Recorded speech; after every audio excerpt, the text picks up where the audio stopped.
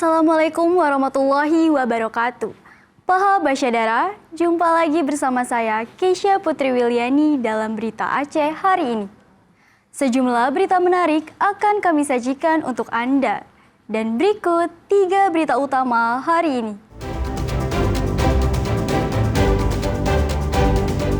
Setelah hampir sebulan tutup akibat diterjang banjir bandang, RSUD Perelak Aceh Timur kembali beroperasi.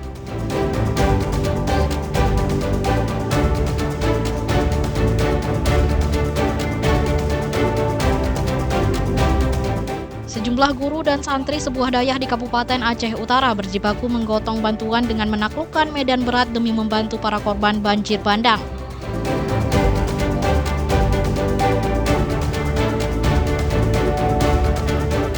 Relawan terus bergerak meringankan beban para korban banjir bandang dengan menyalurkan bantuan dan pemulihan trauma bagi anak-anak.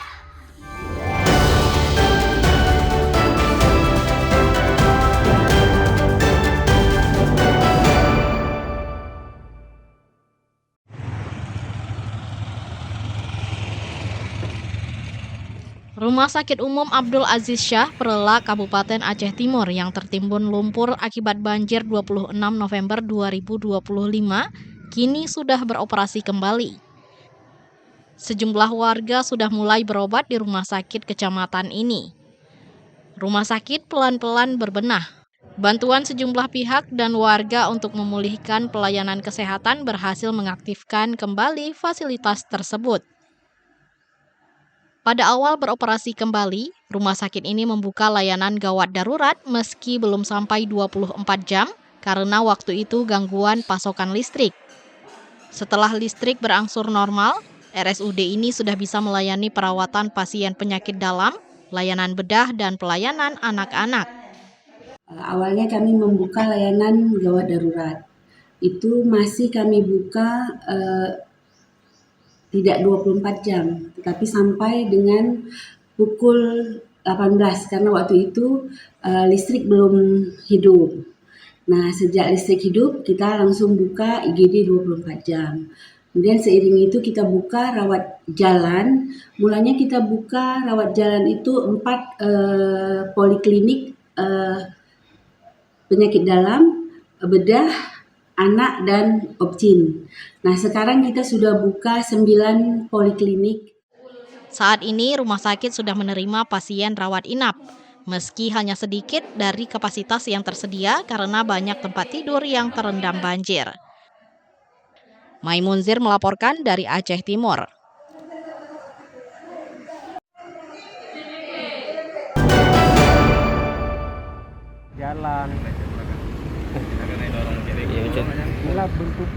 Menteri Dalam Negeri Mendagri Muhammad Tito Karnavian akhirnya meninjau langsung ke lokasi bekas banjir bandang pada Senin lalu. Mendagri menyaksikan langsung kerusakan parah di Kecamatan Serbajadi, Kabupaten Aceh Timur. Tinjauan berlangsung di sejumlah titik paling parah, terutama wilayah pedalaman. Daerah tersebut bukan hanya rusak parah, tapi juga sulitnya akses akibat putusnya sejumlah jalan dan timbunan material banjir bandang yang belum dipindahkan. Mendagri mengakui banjir bandang di Serbajadi menyebabkan kerusakan sejumlah infrastruktur seperti jembatan, rumah warga, hingga lahan pertanian. Kondisi tersebut memerlukan penanganan terpadu lintas kementerian dan lembaga. Ini banjir bandangnya saya lihat ini luar biasa karena bayangkan kayu-kayu yang besar sampai ke akar-akarnya itu yang kalau diangkat oleh manusia biasa atau alat berat sulit itu bisa terangkat itu kalau bukan kekuatan alam, banjir, air, nggak mungkin. Lihat kita semua 3 desa yang hilang, Mbak ya. Untuk itu ini semua sedang bekerja keras, ada TNI, Polri, ada Basarnas, BNPB, Pemprov, Pemda, Kabupaten, semua masyarakat bekerja keras ya. Di pengungsian kita juga bantu logistik, pakaian dan lain-lain. Dalam kunjungan tersebut, Mendagri Muhammad Tito Karnavian didampingi Bupati Aceh Timur Iskandar Usman Al-Farlaki, Dirjen Bina Administrasi Kewilayahan Safrizal ZA, Wakil Gubernur Aceh Fadlullah, Korspri, Kepala BNPB, serta tim ADC Mendagri. Peninjauan ini diharapkan menjadi dasar penentuan kebijakan dan dukungan anggaran dalam penanganan pasca banjir bandang di Aceh Timur. Pemerintah pusat bersama pemerintah daerah berkomitmen mempercepat pemulihan akses, jaringan logistik, serta pembangunan kembali infrastruktur yang rusak. Maimunzir melaporkan dari Aceh Timur.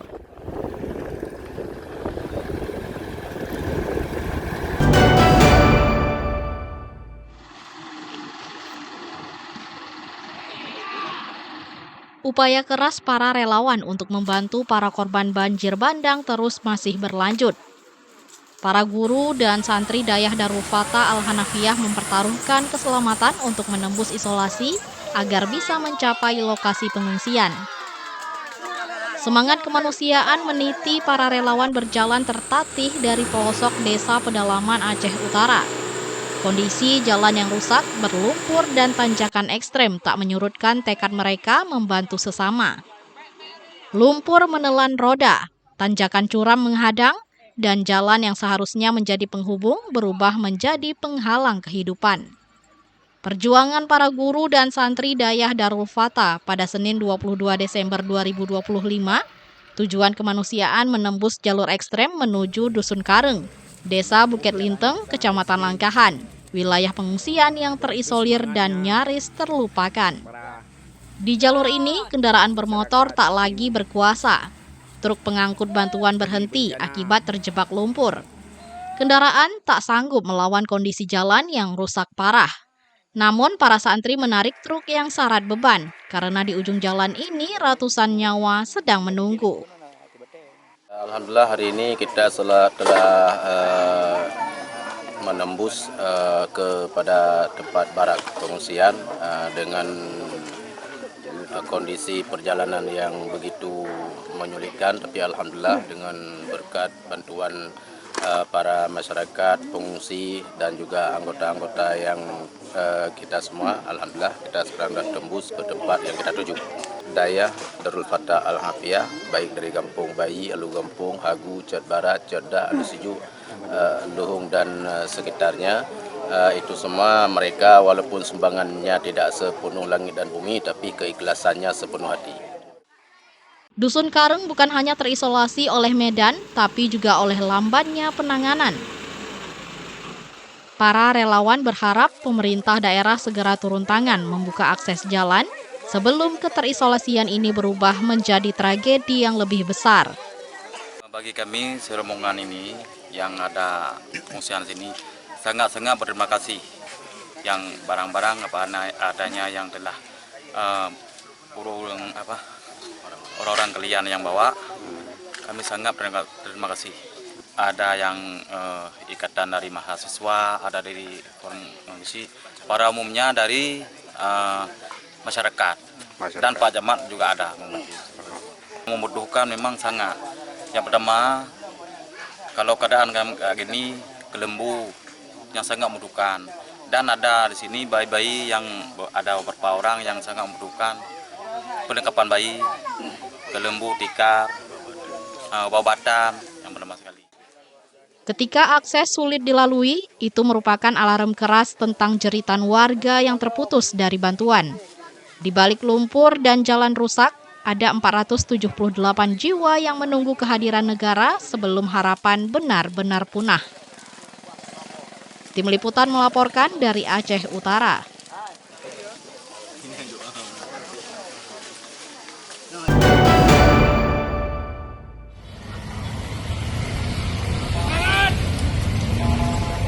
Sejumlah daerah di Kabupaten Bener Meriah dan Aceh Tengah masih terisolasi. Para korban banjir dan longsor pun kesulitan mendapatkan bantuan sehingga membutuhkan upaya keras berbagai pihak. Sejumlah prajurit TNI Korem 011 Lilawangsa bersama Kementerian Pertanian menempuh jalur ekstrem untuk membawa 10 ton beras ke wilayah terisolasi di Tanah Gayo. Penyaluran bantuan harus menaklukkan medan yang terjal dan berbukit dengan menggunakan 100 sepeda motor trail. Mereka membawa karung beras untuk para korban bencana yang masih terkurung di dataran tinggi Gayo. Setiap personel membawa sekitar 25 kg beras. Mereka melewati jalan lintas perusahaan ex-KKA Bener Meriah, melewati jalan terjal pasca pembersihan longsoran di sejumlah titik jalan lintas tersebut.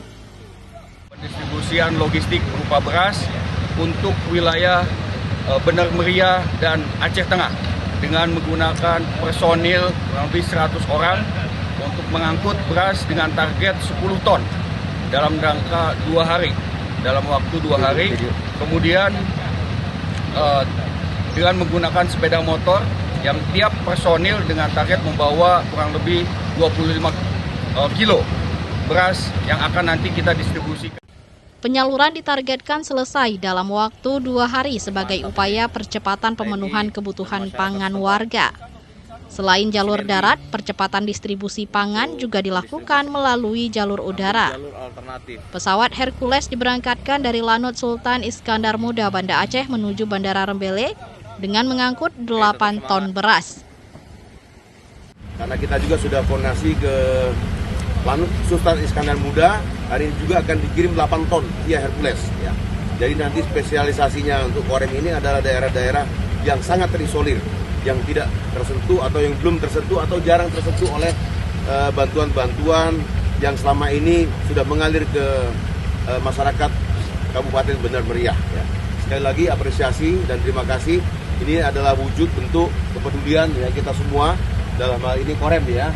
Tanggap dengan adanya berita dari pusat bahwa kelangkaan beras terjadi di Bener Meriah, ini langsung kita tindak lanjut. Pemerintah terus memastikan distribusi pangan berjalan cepat, tepat sasaran, dan merata terutama daerah terisolasi. Ramadan melaporkan dari Aceh Utara.